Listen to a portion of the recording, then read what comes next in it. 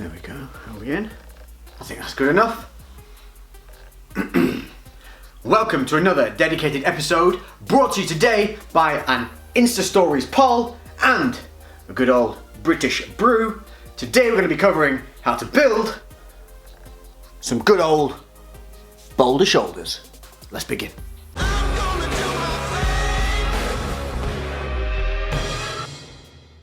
Okay guys, so for those of you that have been up to date and watched the previous video and know about what's going on in my world at the moment, thank you all for being patient and waiting for these uploads. They are taking a little bit longer than normal just because of all the time constraints that there are with regard to what's going on with my granddad, who is getting better. So thank you all for the well wishes and love. I showed him those the other day and he was confused / happy about it. But I know he's doing well because so far he's pulled out his catheter and farted on some nurses. So top work, granddad, keep it up. We'll have you out for that half a beer soon enough. Moving on to the subject of today, and that is shoulders. How to build them and how to develop them properly. This is one of the most kind of messed up body parts that you see people training, not because they're doing things deliberately wrong or stupid, but simply because there are such little tweaks that you can do to make a shoulder routine 10 times better, but they're tweaks that you might not know about unless you're deliberately told about them, because they're that minor. And that's what we're going to aim to do today, is to go through some of those little tweaks, some little hints and tips that you can take to adapt to your shoulder routine and make it better. Okay, let's put that down. So first things first, what do you need to know before you start your routine? Yeah, that's right, there's something you need to do before picking up a weight, and that is your mobility work and your warm-up work. This is vital for the shoulder because the shoulder is unlike a lot of other muscle groups. The weird thing about the shoulder is the muscles that actually make up the shoulder also keep the shoulder in the socket. So there are a bountiful amount of muscles wrapped around this entire joint, but because of the extra work that they do to stabilize the joint and hold the joint in place, they're very easy to tweak. Now, working out isn't the most natural things at times in terms of bodybuilding, physique training with isolated movements. So we have to be aware of this. Some of the movements that you're putting your body through during a training session are not natural to it. To isolate the muscle in such a way, it's not the natural behavior of the joint and of the muscles. So you have to be careful, you have to be preventative, and you have to look after the joints. Look after the joints, they'll look after your gains. First up, let's think about the one movement everybody does. They don't quite know why they do it, but they do it because they think they should, because they see other people doing it and other people say they should do it. Because they should. This one. It's a rotator cuff movement, and it is a very good movement to do if you have no pain in the shoulder. If when you do this, it hurts, like it does with me on this side at the moment because I have a bit of impingement there due to, I don't know, go into it, don't do it. If it hurts, stop. There are other ways to work on the mobility, warm up the joint without aggravating it. If it hurts when you're doing this and it keeps hurting, what's happening is you're consistently aggravating the issue. So you're flaring it up over and over again. So yes, even though this movement here is a great movement for helping warm up the rotator cuff, strengthening the rotator cuff, it's not great if it hurts while you're doing it. So yeah, sometimes the simple reasonings are the correct reasonings. But let's assume there is no pain in that, and let's start with the rotator cuff movement. Let's look at the incorrect and correct way that you should be doing this warm-up. So here we're talking about rotator work, but we're going back to that common mistake that we saw in my previous video, link in the description, and that is where the rib cage is allowed to expand, and that takes away from the motion of the shoulder. To correct this, all you have to do is think about pulling the rib cage down and keeping your core tight. So we're not going to allow that rib cage to pop up as you get to the very top of the movement. You're going to really feel this bite in the shoulder if this has been an issue that you have been unaware of, but you'll get much more out of this motion.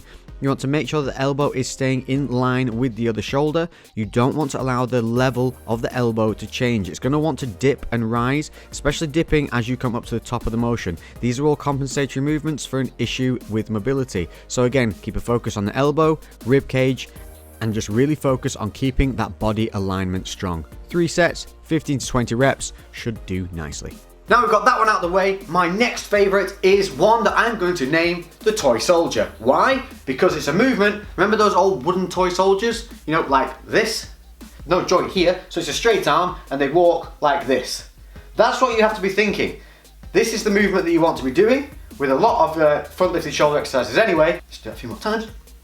Feels like you're running at incredible speed, Harry. So yes, you want to be thinking about not elevating or dropping the shoulder and simply moving it in the joint straight through this range of motion. Now, if you have any impingement or you've got some bad habits of tilting the rib cage, like I've shown you before, this exercise will show it instantly. So let's take a quick look at the correct and incorrect way that you should be doing this fantastic warm-up exercise. So the toy soldier warm-up. First things first, hand position. Make sure you put your thumb forwards on this, it's going to help with the motion. Common mistake is exactly as before. As it gets to that top point of the position, your body's going to try and compensate for a lack of shoulder mobility by expanding the rib cage. Correct the same way again, pull the rib cage down, tighten the core, and really focus on that point where it's going to get sticky. And that is about there. And you can see it even in my face, I can feel it. You'll feel this burn at the very front of the shoulder. Remember, hand position matters, so try not to have your hands too high on your chest, because not having it on the rib cage will allow it to expand. Put your hand back on your ribs, make sure that you're pulling the rib cage down, contracting the core, and forcing the shoulder through a full range of motion. Okay, so a couple of really great warm-ups there that you should all be incorporating from this point onward, but let's take a look at one which is just about shoulder mobility.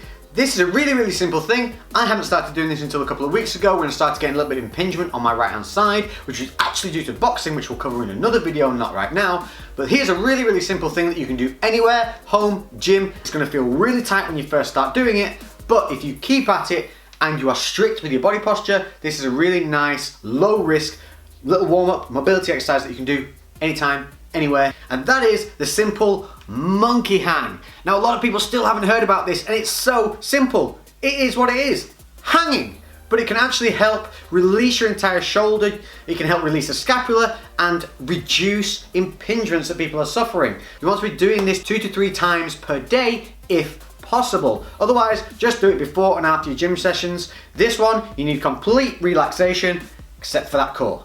Check it out. Yeah, so we are talking about monkeying around in the gym, but for a good reason. So on this one, what you want to do is release and relax. Let the weight sink down through into your heels. Give it a little shake off. Allow the shoulders to release. Common mistake here is to allow the core to release. Ribs pop up, head goes back. That's not what we want. Take a look here, you can see the ribs rise, head goes back. So that is not allowing the shoulder to fully stretch out. To correct, pull the ribs down and then sink the weight back down and through, because whilst pulling your core in, you tend to tense up in the shoulders. So again, relax, sink down, go full Zen Yoda hippie mode. Alright, so now moving on to your actual workout, or my actual workout, which I'm going to take you through exercise by exercise. Right now we're going to go from compound to isolation, and I'm going to tell you why some are good, why some are not so good, why some need to be done heavy, and why some really don't. Exercise 1. This is a favourite with a lot of people, and it includes taking up the squat rack and annoying people that want to squat, but it's okay because the shoulder press and not bicep curls, for some reason we get away with it. What I'm talking about is the overhead press. Now this is a compound movement. What do I mean by that? Compound, we are focusing on one major muscle, but a lot of other muscles are also worked at the same time. Squats, deads, bench press, these are your compound movements.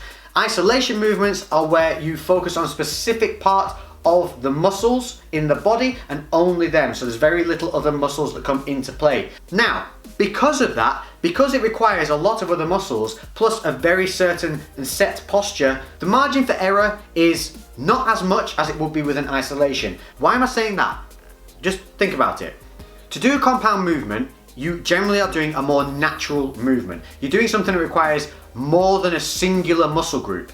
That's how your body likes to function. When you're doing an isolation exercise, you are forcing the body to lift with only one muscle group, which goes against its entire efficient approach to life. While you're doing the isolation work, your body's going to try and cheat. It's not really cheating. What it's trying to do is be more efficient. It's going to try and bring in more muscles to help get that weight from point A to B. If you're not aware of when these muscles are coming into play, and you develop a mechanism to consistently bring those muscles into play whilst doing the movement, you can develop some really bad habits and some really bad form.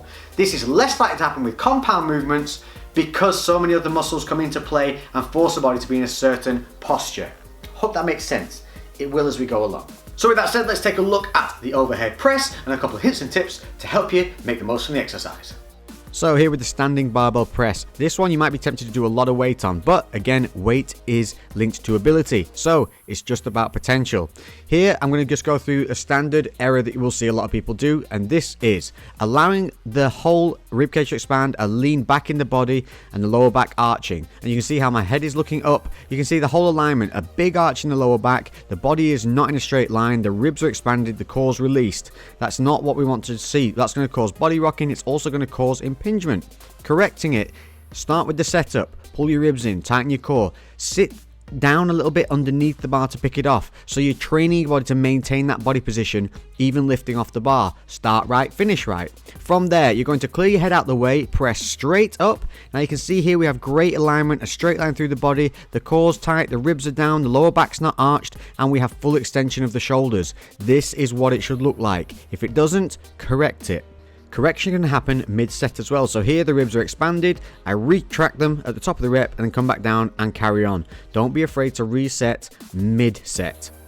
If, however, the squat rack is taken up by somebody squatting, here's another variation that you can utilize as an overhead press instead of using the barbell, and this is really good as well if you suffer from any kind of pain when lifting towards the front of your shoulder. Often changing from a barbell to dumbbells can help reduce that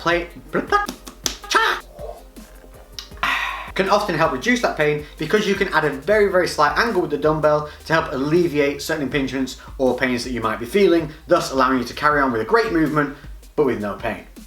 So variations from the barbell would be standing dumbbell press. Here you want to set everything before you start, so bringing in the core, taking that arch out the lower back, and make sure you're driving straight up, getting a full range of motion. What you want to avoid doing is the same as before with the barbell. You want to avoid allowing expansion of the rib cage, relaxed core, and an arch in that lower back with an entire body lean. If both of these are a little bit hard to do, you can start this seated. By being seated, you're able to kind of drive your weight through into your butt, and you'll be able to hold your core much tighter. You'll be able to hold the ribs down, keep that lower back from arching, and you'll be able to plant your feet. This is very important to be able to maintain that core. So no happy feet, keep them nice and stable, and again, avoid any leaning back, although when seated this should be much harder to do accidentally. Okay, so we've got our compound movement out the way. Now we're moving on to isolation work. The most common one that all of you have done at some point is lateral raises. This is a nice exercise, but one that is done so wrong so often. Why is it done wrong? Simply because people get in the mindset that heavy means gains. That is not true for isolation work. Heavy is respective to your ability. It doesn't matter what weight you're lifting as long as that weight is your maximum potential. So if you're super strong with good form, you're going to be able to lift heavier than the guy who's not so strong with good form. But both people are working to the same maximum ability of their body. Makes sense? This is what you need to put into your head every time you do an isolation exercise. It's not about the weight, it's about the focus, the contraction, and the technique. So with lateral raises, we're going to take a look at the incorrect and correct ways that you should be doing this exercise, and hopefully you'll be able to take this straight into the gym after watching this and feel the difference immediately once you've implemented these little tidbits of wonderment. Hello, everybody's favourite lateral raises. So this is what they should look like. Slow, controlled. You want to make sure that the dumbbells are in line with the shoulders or slightly below. You want to keep the elbows in line with the shoulders at all times. Elbows can often be a little higher than the dumbbells, but only in line with the shoulders, never higher than the shoulders. In addition, you can also turn the little pinkies up a little higher to help bring in that contraction. Common mistakes are this: pigeon necking, flying the dumbbells up, elbows higher than the shoulders. This is exactly what we don't want to see, as well as that pigeon necking where you dip your head and contract the traps. Another major point of error is where we see the elbows are lower than the shoulders and the dumbbells are higher than the elbows and the shoulders. This is very poor form. It's actually quite dangerous and could cause you injuries over time. Okay, so now with the laterals done correctly, we're moving on to another of my favourite exercises, and this is a hammer grip front lift. Now remember what I said about toy soldiers? You need to keep that in your head for this exercise. So we're imagining that there's no motion in this joint up, down, front or back, and we've got zero elbow joint. Imagine we're a straight piece of toy soldier wood arm. From this you want to be lifting straight up like this. What I'm not doing is moving this joint around, letting it slip. It stays here and I'm rotating up to the front and down. Now we're going to take a look at the way I like doing it with a couple of little tweaks here and there to help you get the most from this exercise. So a personal favourite of mine, hammer grip front raises. Think about those toy soldiers once more. One little hint here, don't go straight forward, come ever so slightly in. You can see they're coming in towards the centre of my chest. This is a much more natural range of motion and you should find it much more controllable. Single arms are the best way to start doing this exercise, making sure it's a slow positive and a slow negative. Also, look, tight core, no body rock, and my head is not pigeon necking. The variation is to do this double-handed, but this does take a lot more core control to stop the body rocking. You also have to make sure that you're stopping your head from swinging back and forth. So we've hit a couple of really nice movements, but we've only really hit the front and medial heads of the shoulder at this point. Other than stabilizing, this rear delt hasn't been hit. And this little guy here, this is what gives you a big, round, developed looking shoulder. The rear delt is one of the most neglected parts on most people, and it is why you end up with people looking like this, with a huge front and medial head to the shoulder and no rear delt. So it flattens off at the back and it makes them look like this. It's like triceps give you a big arm, not biceps. So there is no way around this. If you want those full round boulder shoulders, you have to incorporate some really solid rear delt work. Not only is it going to give you a better looking shoulder, but making that rear delt stronger is also going to help stabilize on a lot more movements away from shoulders as they come in to help you on like lat pull downs, deadlifts, anything that incorporates a motion where you need to contract the back and keep the shoulders held back. Those rear delts are going to really come into play to help stabilize. So you get these right, that is going to cross over into the rest of your workouts and you're going to end up with an overall better, more balanced physique. Now rear delts seems to be one of those little enigmas that people just can't quite get right because they are quite difficult to connect with. And that is true, they are quite hard to connect with until you dial in the motions. So we're going to take a look at one exercise at this point. There are a lot more, but we'll cover those at a later date because I want to give you a full routine here that you can go and take away and adapt into your own or just utilize exactly as I have. And one of my favorites that I often end with because it is low risk, high reward, and that is cable rope face pulls. But these are actually quite difficult to get right because it's all about where you squeeze, how you squeeze, and how you approach the movement. It is not as simple as simply grabbing the rope on the cables and pulling them towards your face. We have to activate that rear delt, and to do that, there's a couple of hints and tips that I'm going to show you now. Okay, so the rear delt face pulls. These look simple, but actually quite a complicated little movement. What you want to see here is think about a rear double bicep back pose, but without the arch in the lower back. So what we want here is to engage the rear delts. We need to keep the elbows on a level with the shoulder. Then we're looking to turn the knuckles over at the top. It's this little motion that will really help you find that mind to muscle connection. So pulling towards the temples and that turnover at the top, also pulling back quite hard with the elbows, but not going past the shoulders. Variations on this is released versus retracted in terms of the scapula. Here you can see the scapula is released. You must then first retract the scapula before then following through with the rest of the arms. So it's a dual motion in principle, but when it flows all together, it's very nice and smooth. The other version is if you struggle with that, is to just keep the scapula retracted the whole time and make sure that you get a nice squeeze at the top of each rep, but don't release on the negative. A great exercise when done correctly. Not quite done there because I just want to share one more thing.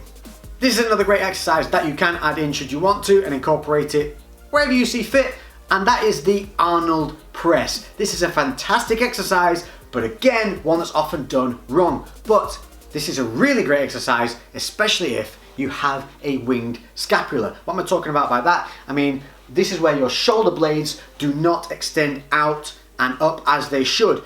Your shoulder blades and scapula should move out and then stop as you press and stabilize on that upward motion. If you have a winged scapula, what's happened is, let's say this is your side that's problematic. As this one moves out, this one does not move to the same degree, and as a result, the traps and the lats and the back, they will stabilize instead, and this causes impingement and issues with mobility in all walks of your training. And it's something that can often happen over time slowly and you don't notice it, and because it happens slowly, you become very used to that scapula not moving in a normal range of motion, and it just becomes your way until somebody points it out or until you learn to feel that it's not moving as it should. So the Arnold press is a really great way of making sure that you are allowing the shoulder blades and scapula to move as they should, or finding out whether they will move as they should.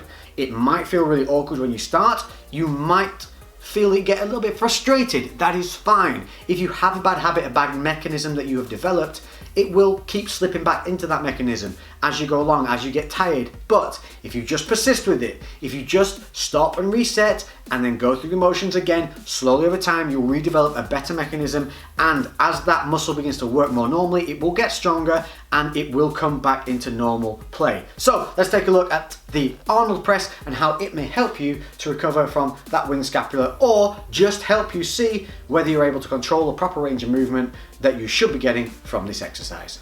So taking a look at the Arnold press, what we want to look at here is the range of motion through which the elbows move. You want to turn the elbows out as wide as you would with a normal press and then move upward.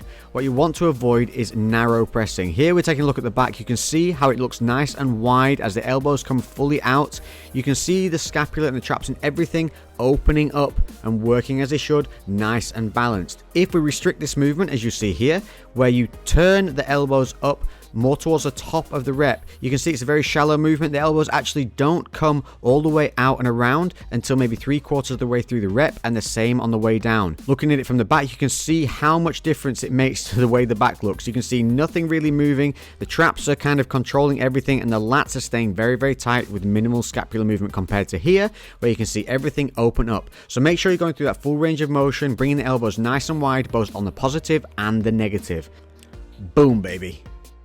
Okay, so there you have it. That is a solid shoulder routine that you can either do in its entirety, or you can split over 2 days, taking a compound movement with an isolation, doing those on one day, and then doing a different compound and isolation on the second day, which would be incorporated into your high frequency training, which is what I tend to do. So I would take 2 of these exercises over 2 days, making the 4 exercises all together within 1 week, and with each of those, I would do 2 other body parts alongside with a similar structure, 2 exercises, 5 sets, and rep ranges according to whatever the movement would be, whether it's a compound or the isolation. So there you have it. I hope you can take each of those little exercises and go and put them into your rotation straight away. Think about what I talked about. Go rewatch it if you need to. Make some notes. Hell, the only way you learn is by listening and implementing. If you don't do that, if you don't have the patience, you don't have the time, you expect to be spoon-fed everything in life, you are never going to be able to progress. Take the information, go and use it, then come back with the questions, because experience is better than theory. Thank you all again for your patience. I really appreciate it, and thank you even more for the kind messages and the love that you've been sending. Digitally, yes, but emotionally, it's all good. It's all good. I'm feeling the love. You guys are the best crew on the net, hands down. So I thank you all once again, and I will be back into normal rotation. Let me know, just before we leave, I want to know one thing, so help me out with this one. Comment below, what do you watch more, Insta stories or Snapchat? Because I'm torn between the two. I don't like to repeat one story onto the other, but it kind of becomes what you have to do, because I don't want people on Snapchat to miss out for those who aren't watching on Insta stories, and vice versa. So let me know, which one do you watch more? Put in the comment section below, just put Insta Crew or Snap Crew, and that'll let me know. Next up, we will be doing a biceps workout, because it was shoulders or biceps in the Insta poll. If you're not following me on Instagram, here are all the links and everything here. They'll also be in the description below, so make sure that you hit me up on those links and stay in contact, because apparently YouTube is still messing up. I'm getting a lot of you messaging me saying you're being unsubscribed involuntarily, so you're having to resubscribe over and over, which is annoying for you guys. Plus you're not being notified of the videos. And on top of that, we've just found out that the new algorithm, which they're messing around with again, is once again reducing our reach. So until that is fixed, or until we figure out a way of getting around it, make sure that you are hitting up the other social media so that you are kept informed of what's going on, because there are a lot of things coming, including some competitions, some giveaways, plus I'm thinking about the whole new series that I want to do for 2019. That's it? Nope, ahead of myself, need more sleep. 2018. There's a couple of things in my head that are really cool ideas. I just have to work out how I'm going to implement them, because I'm going to need some help to do it, but they're going to be really motivational, and it is involving me getting in the best shape of my life. Not the best shape I can be now, I mean fucking ever. So it means there's a lot more content coming your way. Thank you all for the patience. Hit me up on the social medias, comment below. I'm Lex. Thank you all, crew. I'll see you in the next one. Toodaloo!